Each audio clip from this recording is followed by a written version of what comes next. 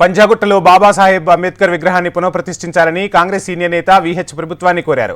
గత బీఆర్ఎస్ ప్రభుత్వం రాజ్యాంగ నిర్మాత విగ్రహాన్ని తొలగించిందని ఆరోపించారు. అనంతరం జవహర్ నగర్లోని డంపింగ్ యార్డుకు తరలించినట్లు చెప్పారు. అప్పటి జీహెచ్ఎంసీ కమిషనర్ దానకిషోర్ను కలిసి విగ్రహం పెట్టడానికి పర్మిషన్ ఇవ్వాలని కోరితే తమకు అధికారం లేదని చెప్పారని విహెచ్ అన్నారు. రాజ్యాంగం రాసిన వ్యక్తికి అవమానం జరిగితే బాగుండదని అన్నారు. అంబేద్కర్ జయంతి వరకు విగ్రహం ఏర్పాటు చేసేలా రాష్ట్ర సర్కార్ చర్యలు తీసుకోవాలని విహెచ్ పిలుపునిచ్చారు. ప్రభుత్వంలో 14th ఏప్రిల్ బాబాసాహెబ్ అంబేద్కర్ ఈ దేశానికి రాజ్యాంగం రాసి బడుగు బలైన వర్గాలకు న్యాయం జరగాలని ఆయన కాన్స్టిట్యూషన్ రాయడం జరిగింది. కానీ పంజాగుట్టలో 12 నాడు రాత్రి నుంచి 13 పొద్దున్న వరకు జై భీమ్ కార్యకర్తలు ఆయన స్టాచ్యూ పెట్టాలనే ఆలోచనతో మొదలుపెట్టారు.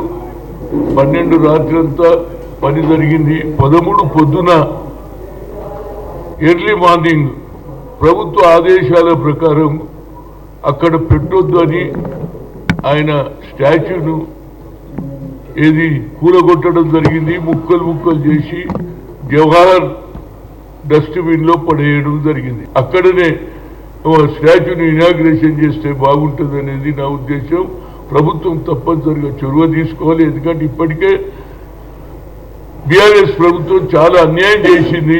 దాన్ని న్యాయం చేయమని మన ప్రభుత్వం వచ్చింది. మనం కూడా అంబేద్కర్ ఆలోచన పండిట్ జవహర్లాల్ నెహ్రూ నుంచి మొదలు పెడితే ఇప్పటి వరకు జరుగుతుంది.